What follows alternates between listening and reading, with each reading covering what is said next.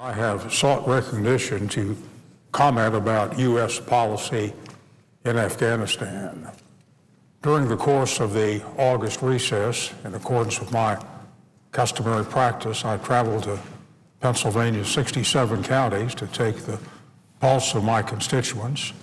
And while there are many problems, there is considerable concern about what our policy is going to be in Afghanistan.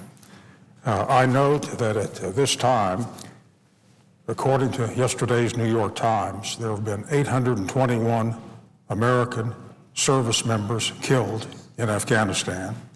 Some $189 billion has been appropriated for Afghanistan. By the end of this year, there will be 68,000 American military personnel and an additional 38,000 NATO troops from other countries in Afghanistan. I ask consent that an extensive floor statement be included in the text of the congressional record at the conclusion of my statement. Without objection. And I intend now to summarize the substance of my concerns. The approach on our policy has been outlined in testimony earlier this week by Admiral Michael Mullen, Chairman of the Joint Chiefs of Staff, in these two statements. Our policy, quote, is to deny sanctuary to Al-Qaida and the Taliban now, and to generate a stable and secure Afghanistan capable of denying Al-Qaida the return after the withdrawal of our combat forces and while we sustain partnership and commitment to political and economic development in that nation. Admiral Mullen told the committee, quote, a properly resourced counterinsurgency probably means more forces, without question, more time and more commitment to the protection of the Afghan people and to the development of good government. While I think it is laudable to want to protect the Afghan people and to provide good governance there, it is my view that that is not a sufficient national interest for the United States to put our troops at risk or to expend substantial additional sums there. The principal question, as I see it, is whether Afghanistan is indispensable to be secured to prevent Al-Qaida from launching another attack against the United States. If that is the purpose and that is the necessity, then we must undertake anything, whatever it costs, to stop Al-Qaida from again attacking the United States. But I believe that there are a series of questions which have to be answered before we can assess whether that is an indispensable part of U.S. policy.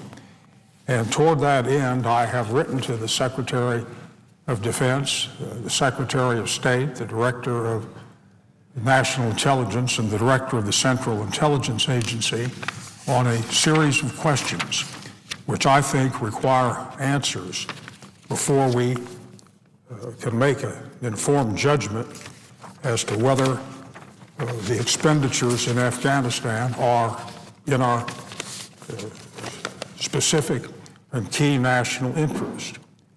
And these are the questions which I have posed for these leaders.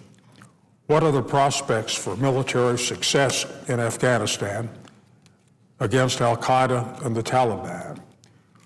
What will the requirements be in the next year as to additional U.S. troops and the cost of our involvement in Afghanistan? What may we reasonably expect NATO or other allies to contribute in troops and dollars to our efforts in Afghanistan? What other areas around the world are open to Al-Qaida as potential bases for another attack on the United States? What will be done besides military action, such as nation building, in stabilizing and developing Afghanistan so that they will be prepared to handle their own problems so that we can withdraw? What assistance can we reasonably expect from Pakistan in fighting al-Qaida and Taliban and stopping both from seeking refuge by moving in and out of Pakistan? How does the questionable legitimacy of President Karzai's status as a result of allegations or proof of election fraud impact on our ability to succeed in Afghanistan? How does the illegal drug trafficking and alleged involvement of high-ranking officials in the Karzai government in such drug trafficking impact on our efforts in Afghanistan? What does U.S. intelligence show as to any possible plans by al-Qaida to attack the United States or anyone else? What does U.S. intelligence show as to whether India poses a real threat to attack Pakistan? What does U.S. intelligence show as to whether Pakistan poses a real threat to attack India? What does U.S. intelligence show as to whether Pakistan could reasonably devote additional military force to assist us in the fight against the Taliban? What does U.S. intelligence show as to whether the government of Pakistan or influential officials in the Pakistani government would consider negotiating with India for reducing nuclear weapons or other confidence-building measures to diffuse the tension with India if actively encouraged to do so by the United States? What does United States intelligence show as to whether the government of India or some influential officials in the Indian government would consider negotiating with Pakistan for reducing nuclear weapons or other confidence-building measures to diffuse the tension with Pakistan if actively encouraged by the United States to do so? We have learned a bitter lesson from Iraq that we did not have answers to important questions in formulating our policy there. Had we known that Saddam Hussein did not have weapons of mass destruction, I think the United States would not have gone into Iraq. These questions were posed by me when we had the debate on the resolution for authorizing the use of force. On October 7th, 2002, I said the following: what was the extent of Saddam Hussein's control over weapons of mass destruction? What would it cost by way of casualties to topple Saddam Hussein? What would be the consequences in Iraq? Who would govern after Saddam was toppled? What would happen in the region, the impact on the Arab world, and the impact on Israel, close quote. The President, as Commander-in-Chief, as we all know, has primary responsibility to conduct war.